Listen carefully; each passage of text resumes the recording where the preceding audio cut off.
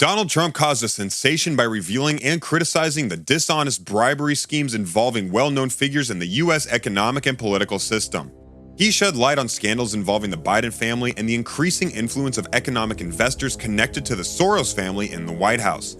Trump believes that these incidents are connected to a powerful group known as the Deep State. One person implicated in this scandal is former House Speaker Nancy Pelosi, who is alleged to have ties to the Biden and Soros family's bribery schemes.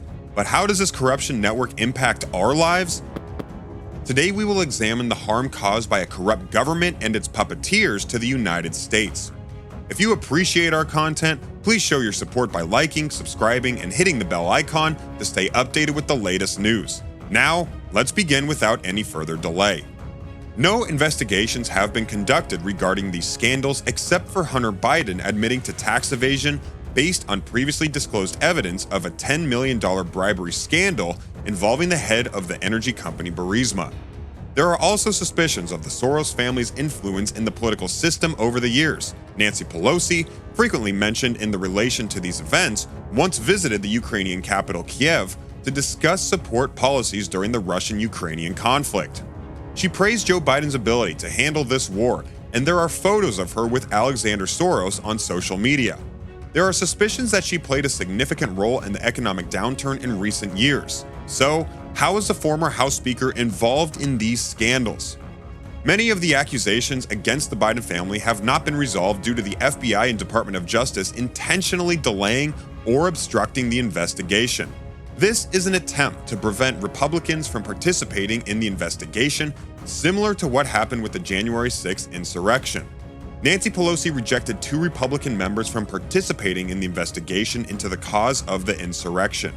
This decision has raised concerns about the fairness and openness of the investigation. Critics argue that it undermines the credibility of the findings and reinforces the perception that a biased agenda is at play.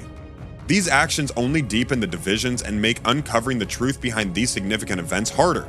It is similar to the allegations against Biden, where the FBI collected and held documentary evidence, repeatedly refusing to make it available to Republicans. There was pressure from senior members to prevent and cover up Biden's crime.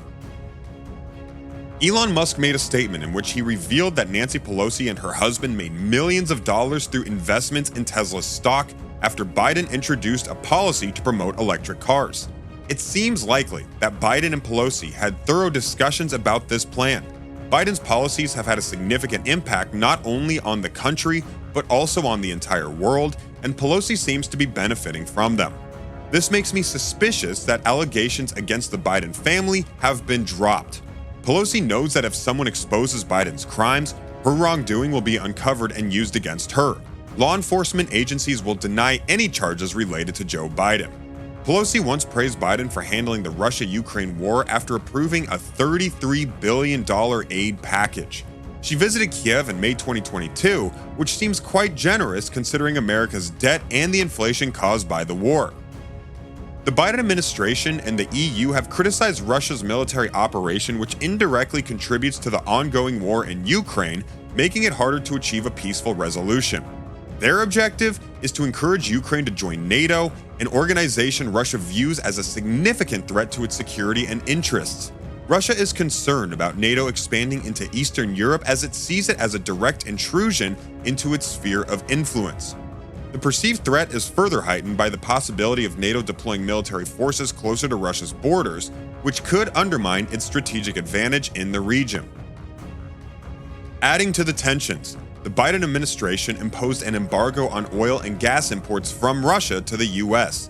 This move caused domestic oil prices to skyrocket, reaching $130 per barrel, resulting in increased gasoline prices. Meanwhile, the U.S. continues to provide substantial financial aid to Ukraine, hoping that it will lead to a resolution of the war in the near future.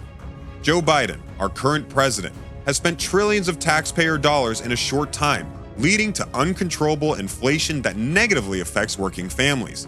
It is crucial to reinstate Biden's excessive and unnecessary spending to address inflation and improve our economy. However, the Biden administration seems not concerned about the costs, as evidenced by our current $32 trillion debt. Economists and experts are worried about the long-term consequences of such high borrowing levels to finance domestic and foreign policies. Critics argue that prioritizing aid to Ukraine over meeting domestic energy needs further raises questions about the administration's priorities. Lastly, Joe Biden has proposed a tax increase as part of his plan to address what he calls Bidenomics. As previously mentioned, there are details regarding the Soros family, including their visits to the White House and photos taken with Nancy Pelosi. These photos, shared on social media, have raised concerns about the relationship between senior members of the White House and the Soros family. People speculate about potential influence or connections between the Soros family and Pelosi. Additionally, Alexander Soros has contributed hundreds of thousands of dollars in cash to Pelosi's Victory Fund, which has significantly funded her campaigns and ensured her success.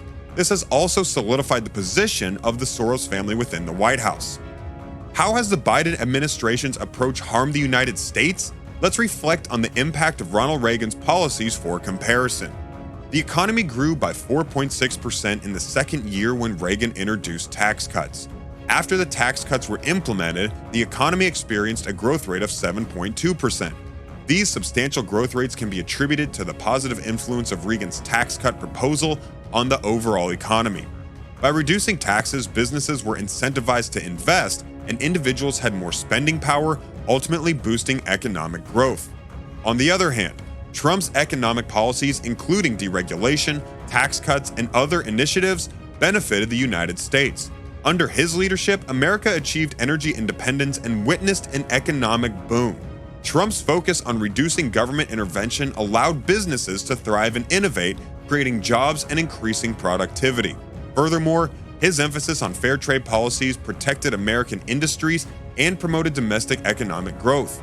During his tenure, per real household income increased by $6,000. In contrast, the Biden administration's policies have raised concerns about their impact on the country. Many believe higher taxes and increased government intervention can hinder economic growth and innovation. The long-term effects of these policies on job creation, productivity, and household income remain uncertain. When we examine the second year of the Biden administration, we observe a modest economic growth of 0.9%, expected to decline further to 1% in 2023.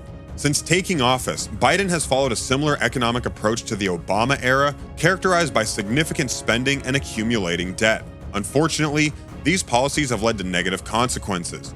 The Consumer Price Index, which measures the level of prices, has surged to 15.6%, causing a rapid increase in the cost of goods and services. As a result, workers have experienced a continuous decline in wages over the past year as their income hasn't kept up with the rising prices.